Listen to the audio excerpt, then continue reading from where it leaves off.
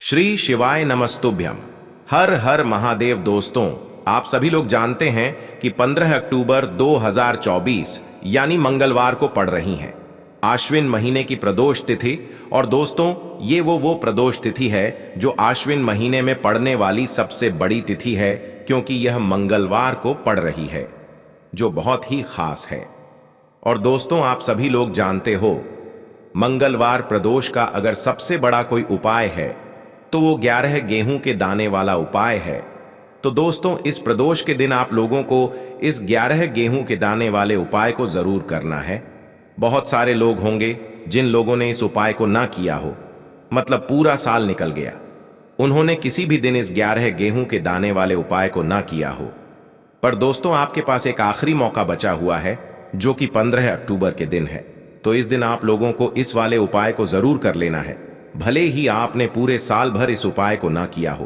पर अगर आपने इस आश्विन महीने की प्रदोष तिथि के दिन अगर इस वाले उपाय को कर लिया, तो आपको इस उपाय को करने का वो फल मिलेगा जिसकी आपने कभी कल्पना भी नहीं करी होगी। इसीलिए आप लोग इस वाले उपाय को एक बार जरूर कर लेना, ताकि आप लोगों के हाथ से यह मौका ना जा सके और आपको इस उपाय को करने का फल मिल सके। दोस्तों, यह उपाय पंडित जी ने अपनी अभी की ही शिव महापुराण की कथा में बताया है, जिस उपाय को आज हम आपको बहुत अच्छे से समझाने वाले हैं। इस वीडियो को देखने के बाद इस उपाय को समझने के लिए आपको कोई और वीडियो को देखने की जरूरत नहीं पड़ेगी। तो चलिए दोस्तों, उपाय को शुरू करते हैं। देखिए, ये इस आश्विन महीने के मंगलवार के दिन यह इतना खास होता है, इतना महत्वपूर्ण होता है। देखा गया है, कभी कभी बड़े बड़े पूजा पाठ अनुष्ठान से जो मनोकामना पूर्ण नहीं होते, वो अश्विन महीने के दिन एक छोटे से उपाय करने से ही आपकी मनोकामना पूर्ण हो जाती है। और बहुत सारे लोगों ने इस उपाय को किया भी है और उनको इस उपाय को करने का फल भी जरूर मिला है। अगर आप लोग भी इस उपाय को करना चाहते हैं, तो आप इस उपाय को पहले अच्छे से समझ लेना, सुन लेना, उसके बाद करना। आपको इस उपाय का फल जरूर मिलेगा। और इस उपाय को कर लेने से आपके घर में चाहे किसी भी प्रकार की दुख और समस्या क्यों ना चल रही हो, आपको उसका कारण भी नहीं पता है कि भाई यह समस्या किस कारण से चल रही है, उसका कुछ भी कारण हो सकता है, जैसे पितृदोष हो सकता है या किसी भी तरह का मंगल दोष भी हो सकता है। तो इस दिन आप लोगों को यह वाला उपाय कर लेना है। यह एक ऐसा उपाय है जिस उपाय को अगर किसी विशेष दिन पर किया जाए, तो भाई उस विशेष दिन का जो है वह तो हमें मिलता ही मिलता है। पर हमने उस दिन पर इस 11 गेहूं के दाने वाले उपाय को किया है, तो हमें उससे भी बड़ा फल मिलता है। और फल बहुत जल्दी मिलता है, क्योंकि आप इस उपाय को बहुत ही बड़े और विशेष दिन पर कर रहे हो। तो चलिए अब उपाय के बारे में बात करते हैं। लेकिन उससे पहले आप लोगों को यह जानना आवश्यक है कि आखिर यह उपाय किस समय करना है, किसको करना है और कैसे करना है। तो चलिए हम आगे आपको वीडियो में एक एक करके बता देते हैं। लेकिन उससे पहले, अगर आप लोग हमारे चैनल पर नए हैं, तो हमारे चैनल को सब्सक्राइब कर लेना और इस वीडियो को लाइक करके कमेंट बॉक्स में श्री शिवाय नमस्तुभ्यम ओम नम शिवाय जरूर टाइप कर देना। तो दोस्तों, इस 11 गेहूं के दाने वाले उपाय को हमें इस मंगलवार प्रदोष के दिन कैसे करना है, किसको करना है, किस समय करना है और कहां पर करना है, ये सारे सवालों के जवाब आपको इस वीडियो में मिल जाएंगे। और जो ये वीडियो देखेगा भाई, उसको 11 गेहूं के दाने वाला उपाय जरूर करना चाहिए, क्योंकि इस दिन एक गेहूं के दाने का भी बहुत ही बड़ा और विशेष महत्व होता है। और जब बात आ जाए 11 गेहूं के दाने की, तो ये सोने पे सुहागा वाली बात हो जाती है और ये एक बहुत ही बड़ा उपाय हो जाता है मंगलवार प्रदोष व्रत का। तो अब दोस्तों, इस 11 गेहूं के दाने वाले उपाय को आखिर करना किसको है, सबसे पहले हम लोग वो बात जान लेते हैं। तो देखो, घर की जो बड़ी माताएं बहनें होती हैं, उन माताओं बहनों में से कोई भी एक बड़ी माता बहन इस वाले उपाय को कर सकती है। और दोस्तों, अगर आप चाहें तो अपने घर में से सभी सदस्यों को भी इस उपाय को करवा सकते हैं। अगर किसी व्यक्ति की खुद की कोई मनोकामना है, खुद की कोई दुख और परेशानी है जो कि वह अपने लिए ही करना चाहता है, इस वाले उपाय को तो वह खुद अपने लिए भी कर सकता है। बाकी अगर कोई घर में से ऐसा है जो कि अपने पूरे घर परिवार की सुख और शांति के लिए यह वाला उपाय करना चाहता है, तो भाई वह भी कर सकता है, उसमें भी कोई दिक्कत वाली बात नहीं है। कहने का मतलब ये है कि इस उपाय को हर एक सदस्य भी कर सकता है और पूरे घर परिवार के सदस्य के लिए घर की बड़ी माताओं बहनों में से कोई एक माता बहन भी कर सकती है। माताएं बहनें अगर घर में उपस्थित ना हो या वह यह वाला उपाय ना कर पा रही हो तो फिर घर का कोई बड़ा सदस्य भी इस 11 गेहूं वाले उपाय को कर सकता है, चाहे फिर वह पुरुष ही क्यों ना हो। उसमें कोई भी दिक्कत वाली बात नहीं है। अब दोस्तों, इस 11 गेहूं के दाने वाले उपाय को हमें करना कहां पर है? देखो, इस उपाय को हमें घर के मंदिर में ही करना है।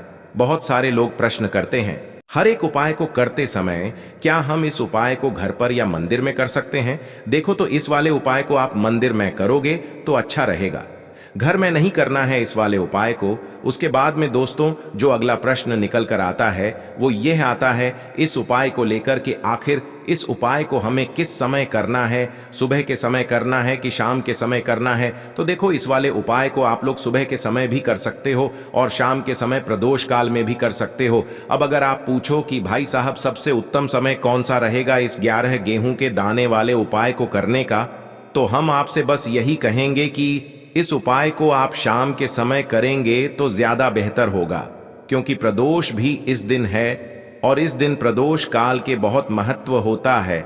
बाकी अगर सुबह के समय भी करेंगे तो भी अच्छा होगा, उसमें कोई भी दिक्कत वाली बात नहीं है। तो अब दोस्तों, जो अगली सबसे बड़ी और महत्वपूर्ण बात आती है वो यह आती है कि सुबह अगर हम उपाय को करेंगे तो हमें कितने बजे से लेकर कितने बजे तक के बीच में करना है, और शाम के समय प्रदोष काल में करेंगे तो हमें कितने बजे से लेकर कितने बजे के बीच में करना है।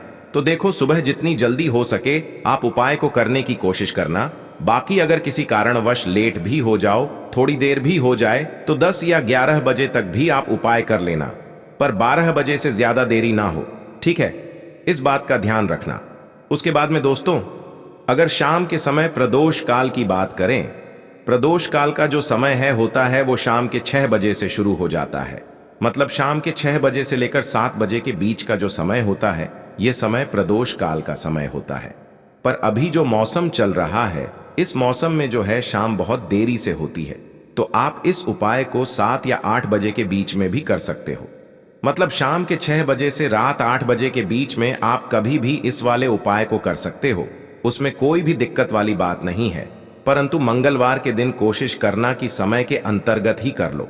किसी कारणवश ना कर पाओ तो थोड़ा देरी से भी कर सकते हो, आपको उपाय का फल जरूर मिलेगा। देखो, गुरु जी ने कहा है कि अगर मंगलवार के दिन प्रदोष तिथि पड़ जाए तो इस दिन आपको 11 गेहूं के दाने वाला उपाय तो अवश्य ही करना चाहिए। देखो, सबसे पहला उपाय, यदि आपके जीवन में कर्जा बहुत अधिक है, आपके जीवन में संकट बहुत अधिक रहते हैं, आपके ऊपर बहुत अधिक विपदा आ रही है, बार बार आपको अपने व्यापार में और अपने धन में हानि देखने को मिल रही है, यानी कि आपको प्रत्येक कार्य में हानि हो रही है, तो आपको यह उपाय करना चाहिए। देखिए, इस उपाय के लिए आपको 11 गेहूं के दाने आपको लेने हैं, ठीक है? 11 दाने लेने के बाद में आपको जरूरत होगी चावल के दानों की। 11 चावल के दाने और 11 गेहूं के दाने, और चावल के दाने खंडित नहीं होने चाहिए। अब आप कहोगे भैया गेहूं कहां से लेने हैं? देखो, आपको किसी भी किराना स्टोर पे गेहूं के दाने मिल जाएंगे, जाके ले लेना, ठीक है ना? 11 गेहूं 11 चावल के दाने लेने हैं। साथ ही साथ आपको एक तांबे का लोटा लेना है और उस तांबे के लोटे में आपको जल भरना है। जल आपका खुद के घर का होना चाहिए, मंदिर का नहीं होगा। अब आप ये सब सामग्री लेकर पहुंच जाओगे महादेव के शिवलिंग के पास में शाम के टाइम पे प्रदोष काल में। देखो, जब आप ये उपाय कर रहे हो तो अपना फेस रखना उत्तर दिशा, नॉर्थ डायरेक्शन की तरफ। अब यहां पे जो मैं आपको क्रम बताने जा रहा हूं ना, उस मेरे क्रम को बहुत ध्यान से सुनिए। महादेव को अगर कोई सबसे प्रिय है ना, तो उनकी सबसे छोटी पुत्री जिनका नाम है माता अशोक सुंदरी, जो आपके पास में चावल के 11 दाने हैं ना, उन चावल के 11 दानों को माता अशोक सुंदरी के स्थान पर आपको अपना नाम और गोत्र बोलते हुए समर्पित कर देने हैं, है ना? चावल के दानों को रखने के बाद में जो आपके पास में तांबे का लोटा है ना, उस तांबे के लोटे को कहीं पे भी हम जल नहीं चढ़ेंगे। सिर्फ और सिर्फ माता पार्वती का जो हस्त कमल आपको दिख रहा है, यहीं पे गोल गोल आपको समर्पित करना है उसी जल को, और कहीं नहीं। ना तो माता अशोक सुंदरी के स्थान पर, ना तो शिवलिंग के ऊपर, सिर्फ आपको यहाँ पे गोल गोल जलाधारी पर आपको उस जल को समर्पित करना है। अब आपके पास में बचे हुए हैं 11 गेहूं के दाने, और बचे हैं उन्हीं 11 गेहूं के दाने को आपको अपनी मनोकामना अपने विशेष कहते हुए महादेव के शिवलिंग के ऊपर अगर आप मंगलवार प्रदोष के दिन प्रदोष काल में समर्पित कर देते हैं तो आपकी जो भी मनोकामनाएं होंगी, जो भी विश होंगी, महादेव पूरी जरूर करते हैं। अन्न को समर्पण करने से, उस खासकर गेहूं को समर्पण करने से हमारी इच्छाएं पूरी होती हैं। और अगर वो दिन प्रदोष का दिन हो तब तो इससे सुंदर संयोग कुछ भी नहीं हो सकता। आपकी इच्छाओं को पूरा करने के लिए बहुत स्पेशल, बहुत प्यारा सा उपाय आप सभी को जरूर करना है। ध्यान में रखिएगा, यह उपाय प्रदोष काल में करना है। देखो, गुरुजी ने कहा है भगवान शिव के शिवलिंग पर 33 कोटि देवी देवताओं का वास होता है।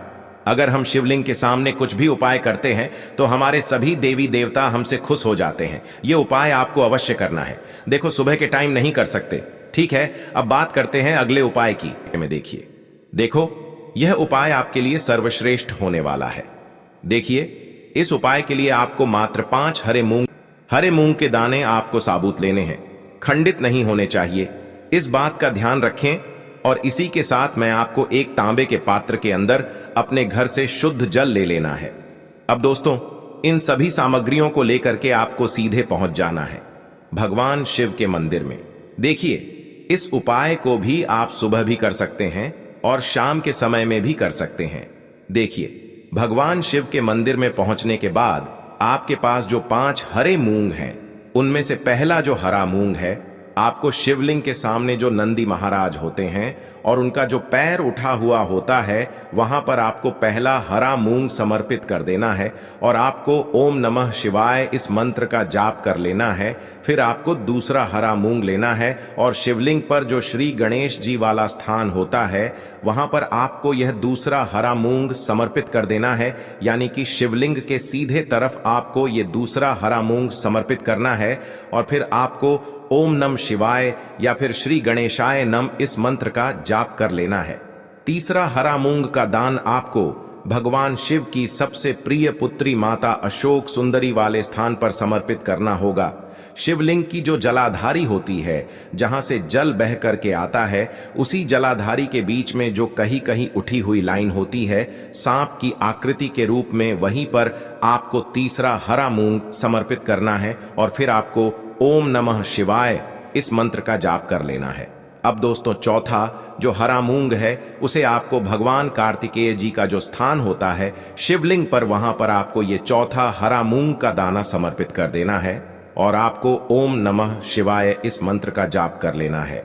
अब दोस्तों, आपके पास जो 5वां और अंतिम हरा मूंग बचा हुआ है, उससे आपको उससे जल के पात्र के अंदर डाल देना है और इस हरे मूंग से युक्त जल से आपको भगवान शिव के शिवलिंग का अभिषेक कर देना है।